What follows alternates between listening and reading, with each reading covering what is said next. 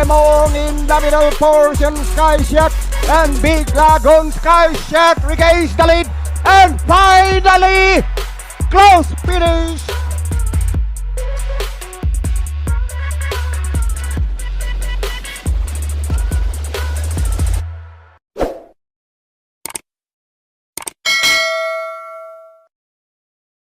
Welcome back bayang karerista dito sa ating YouTube channel, dito sa Karera sa Pinas.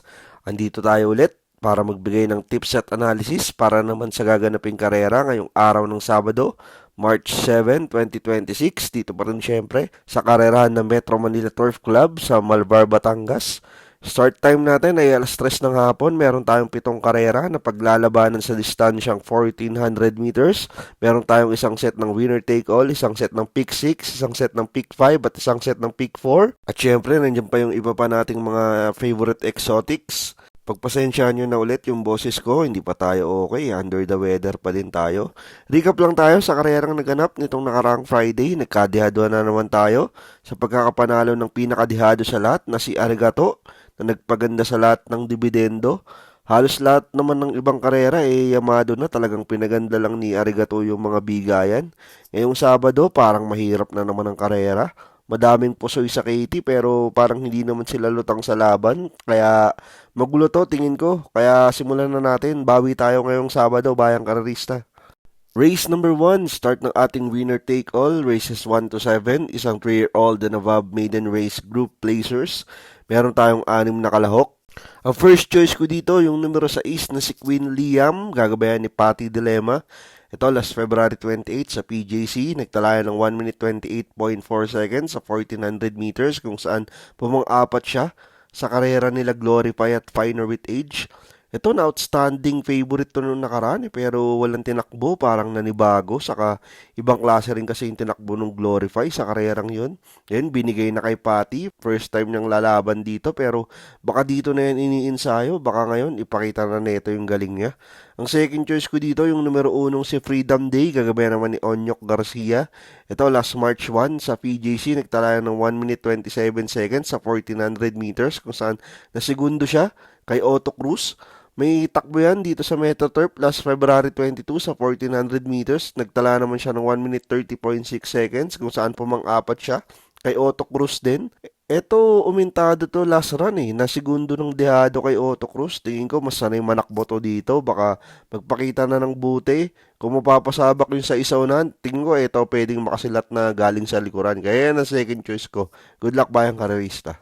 Race number 2 na tayo, start ng ating pick 6, races 2 to 7, isang Pinracom rating based handicapping system class 4, 42 to 56 split. Meron tayong 10 kalahok. Ang first choice ko dito, yung numero 9 si player Andre, gagabayan ni John L. Santiago. Ito last run niya, last February 7 dito sa Metro Turf. Nagtala na ng 1 minute 29.4 seconds sa 1400 meters kung saan tumersera siya sa karera nila 1.8 na Natmatikas. May best time yan sa 1400 meters na ginawa niya last October 10 na 1 minute 25.4.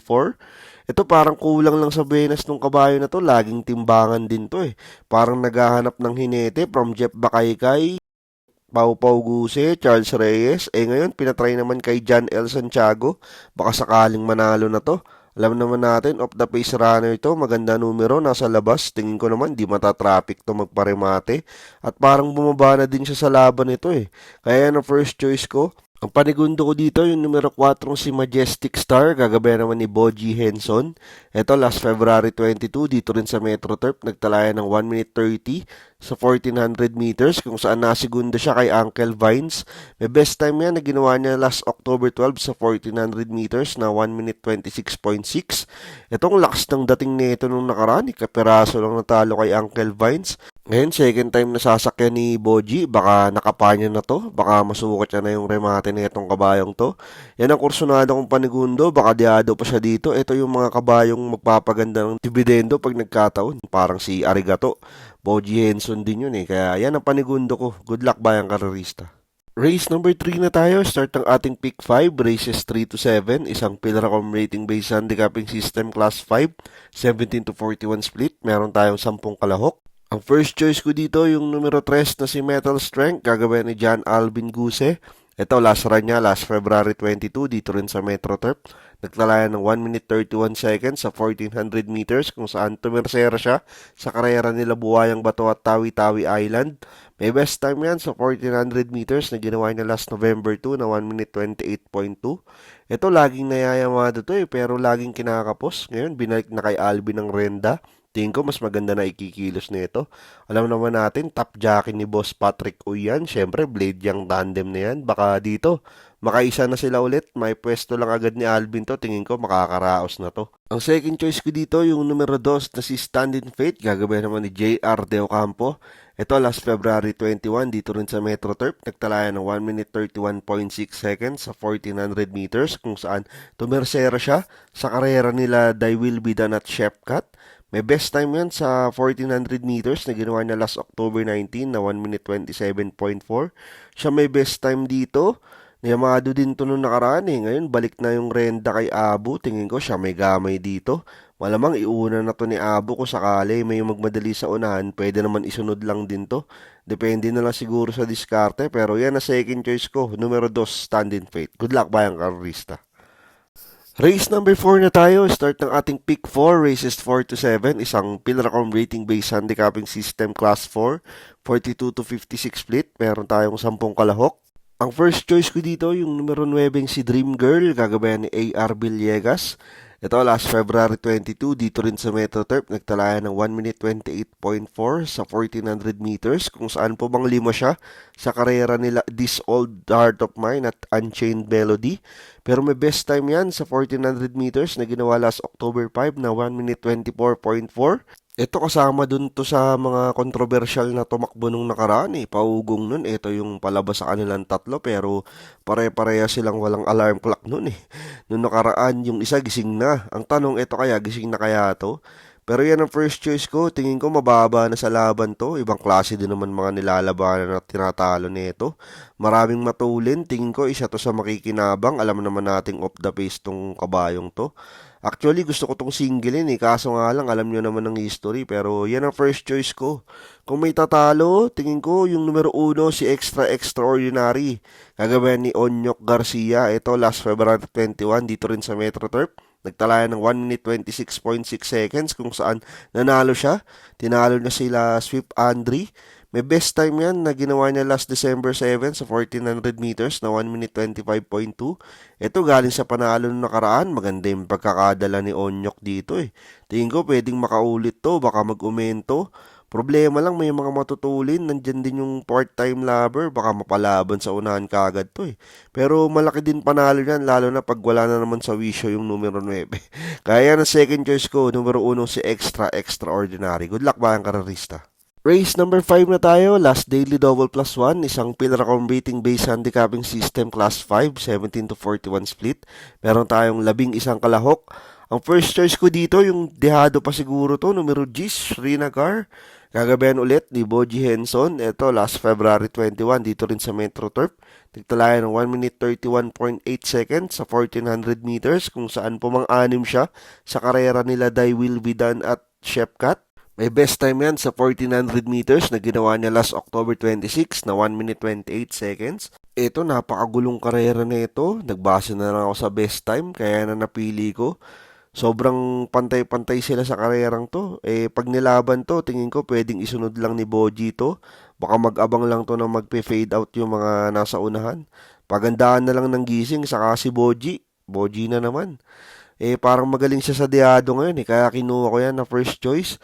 Ang panigundo ko naman dito, yung numero 5 si Sundance, gagawin naman ni John Alvin Guse. Ito, last February 4, nag-barrier siya dito sa Metro Turf.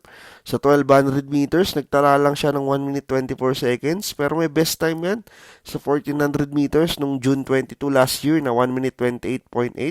Ito, galing sa bakasyon. Kung tutusin, mababa siya dito Ang tanong lang, buo na ba tong kabayan na to? Pero tingin ko kung buo to, ito or to beat dito. Wala lang tayo balita kung ano nang kondisyon nito. Pero kung labas to, malamang nasa unahan to. Pero second choice ko lang siya dito. Good luck bayang karerista. Race number 6, last daily double for the day, isang pillar comb rating based handicapping system class 5, 17 to 41 split, meron tayong 10 kalahok. Dito single ko yung numero 1 si Distant Thunder, kagabayan ni Jeff Sarate. Ito last February 28 sa PJC, nagtala ng 1 minute 14.8 seconds sa 1200 meters nung nag-barrier siya. So, may best time yan sa 1400 meters dito sa MetroTurf na ginawa niya last July 16, last year, na 1 minute 27.6 bago siya magbakasyon. Ito galing sa pahinga, pero ang baba na nito dito.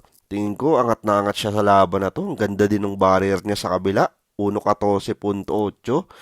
Tingin ko siya na mauuna dito, parang solo air siya dito, nasa numero 1 pa. Tingin ko, i-rate na lang na maganda ni Jeff to, makakaraos to. Masyado na siyang mababa dito, kaya single ko na yan, numero 1, Distant Thunder. Good luck bayang karerista. Race number 7, last race for the day, isang pillar comb rating based handicapping system class 5, 17 to 41 split. Meron tayo ulit 10 kalahok. Dito ang first choice ko ulit, yung sakay ulit ni Jeff Sarate, same connection ng Distant Thunder, numero 8 Amarant. Ito last February 21 dito sa MetroTurf, nagtalayan ng 1 minute 30.2 sa 1400 meters kung saan pumang-apat siya sa karera nila Bohemian at Primavera. May best time yan sa 1400 meters na ginawa niya last November 22 na 1 minute 28. Tingin ko malaking chance na makapag back-to-back tong si Tagulaw.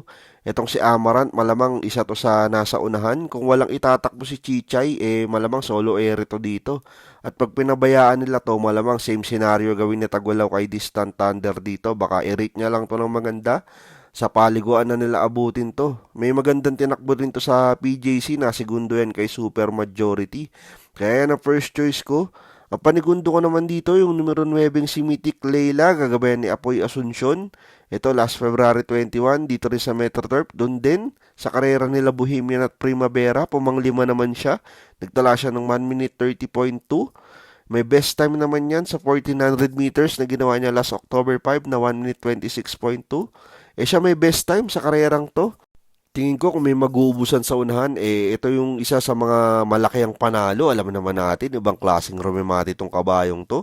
Nasa labas pa yung numero. Walang tinatakbo lately, pero ngayon pinatry naman kay Apoy. Baka makasilat na to, baka dihado pa siya dito. Pero magdagdag kayo bayang karerista. Lagi nating paalala, pagdating sa last race, mas maganda, mas marami para sure ball, di ba? Pero ako yan, ang second choice ko. Good luck bayang karerista. At yan ang ating mga tips at analysis para sa karera ngayong araw ng Sabado, March 7, 2026, dito pa rin sa karerahan ng Metro Manila Turf Club sa Malvar, Batangas. Lagi nating paalala, ito ay sariling aral at kursunada lamang. Pagdating sa tayaan, kayo pa rin ang masusunod. Maraming salamat sa patuloy niyong pagsuporta dito sa ating YouTube channel sa Karera sa Pinas. Makatulong sana ang ating mga giya, magsitama tayong lahat, at good luck bayang karerista.